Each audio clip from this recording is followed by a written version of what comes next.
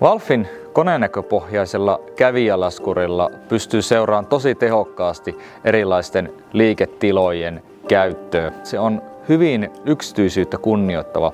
Toimintaperiaate on se, että se asennetaan tuonne kulkuväylän yläosaan ja sieltä se sitten laskee niitä kävijöitä siten, että se tunnistaa sisään ja ulos menevät asiakkaat. Me halutaan Valfissa, että ei tehdä yhtään ylimääräistä työtä. Se tarkoittaa sitä, että kun meillä on kävijälaskuri käytössä, sä voit seurata, mitä tiloja käytetään, mitä tiloja kannattaa siivota, mitä tiloja kannattaa vartioida, miten asiakaspalvelu myöskin kannattaa järjestää vilkkaissa tiloissa.